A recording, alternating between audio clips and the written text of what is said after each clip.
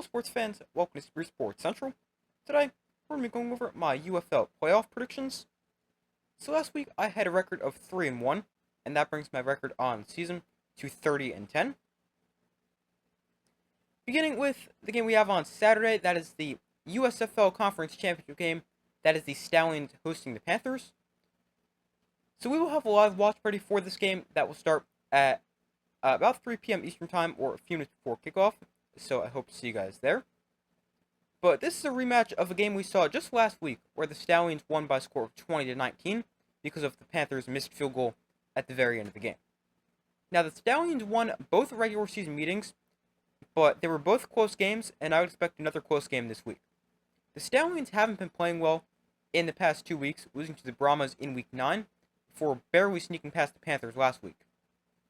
The Stallions really need to play better now that the stakes are a lot higher in the postseason, and they also need their offense to be better, because their offense has been a big reason of their struggles lately, scoring just 14.5 points per game in their past 2 games, compared to a season average of 26.5, which is best in the league. But the Stallions offense faces off against a tough Panthers defense, led by the Defensive Player of the Year, Breland Speaks, and the Panthers defense allows 18.9 points per game, which is 3rd best in the league. Plus, they are tremendous against the run, allowing 78 rushing yards per game, which is 2nd best in the UFL. On the reverse side of things, the Panthers will be starting Danny Etling at quarterback, with Brian will work as QB2. EJ Perry will be the emergency 3rd quarterback in his first game off the injury reserve. Bryce Perkins suffered a season-ending injury last week against the Stallions, and he is out for this game, which is unfortunate because he was playing very well, but it's most likely going to be Danny Etling the entire game at quarterback for the Panthers. But this is a Panthers offense that's scoring 22.8 points a game, which ranks 4th in the league, and they match up against a great Stallion defense.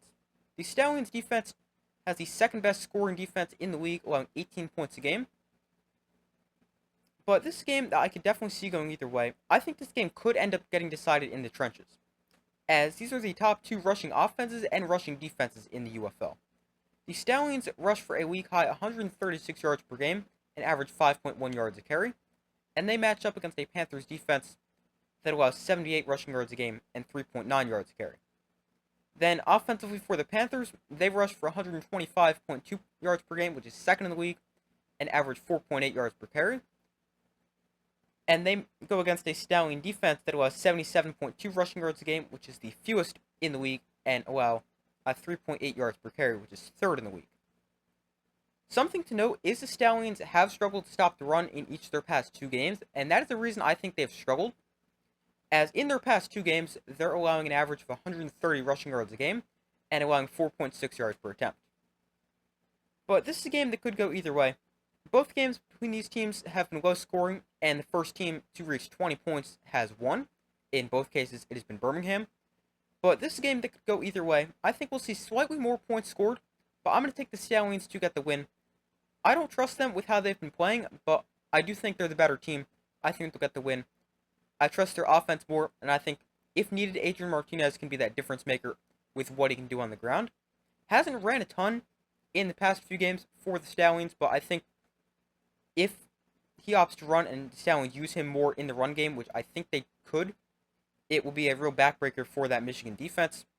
So I'll take the Stallions to advance to the UFL Championship game, winning the USFL for the 3rd straight season.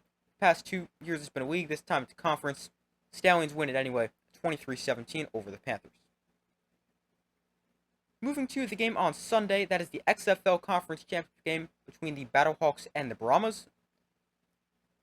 We will also have a live watch party for this game that will start at about 7 p.m. Eastern Time on Sunday, or again, a few minutes before kickoff. So again, I hope to see you guys there. But this is just like the other game. It is a rematch of a game we saw just last week, where the Battlehawks won 13-10.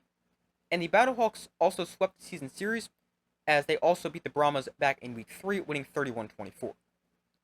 So it is hard to determine if we will get another offensive game like in Week 3, or a defensive battle like last game. The Brahmas have some uncertainty at the quarterback position, as starting quarterback Chase Garbers missed 5 games this season with a wrist injury, and he made his first start since Week 3 last week, but he actually re-injured his wrist in that game, and he was kept out the entire rest of the game after re-injuring his wrist. Garbers is now questionable for this week's game, and he was limited in practice all week. And if Garbers doesn't play, then it will be Quentin Dormady getting the start for the Brahmas, and he started all 5 games. Chase Garbers did not start, and he totaled 1,205 yards, 6 touchdowns, and 6 picks. Now, the Brahmas offense is scoring 19.2 points per game, which only ranks 5th in the league, or you could also look at that 3rd worst. And their offense has only hit 20 points once in their last 5 games, and the last time they hit 20 points was in Week 8. So that is definitely concerning against a tough Battlehawks defense that is the 4th best scoring defense in the league, allowing 20.2 points a game.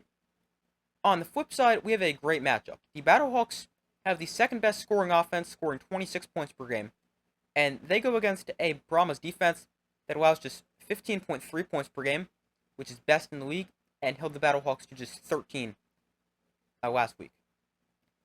Now, this game depends on a few things. One, can the Battlehawks score against a great defense? They couldn't score last week, putting up a season-low 13 points, and they could not throw the ball. But when these teams squared off in Week 3, the Battlehawks had no problem scoring, putting up 31. The other thing this game depends on is the health of Chase Garbers. Because I don't trust the Brahmas offense with Quentin Dormady, as he turns the ball over way too much with 6 interceptions and 5 starts. But just because Garbers plays doesn't mean he's fully healthy, and that could greatly impact his play. So, that is a huge factor in this game. But this is a game that can definitely go either way. I think this will be a little bit lower scoring, not quite as low scoring as last week's game, but I'm going to take the Battlehawks to get the win. They're at home, a place they have not lost yet this season, and I don't think they're going to do it this week. And I also just don't trust the Brahmas offense with the uncertainty at the quarterback position, so I'll take the Battlehawks to get the win in another low-scoring game, 21-16, and they will face the Stallions in the UFL Championship game.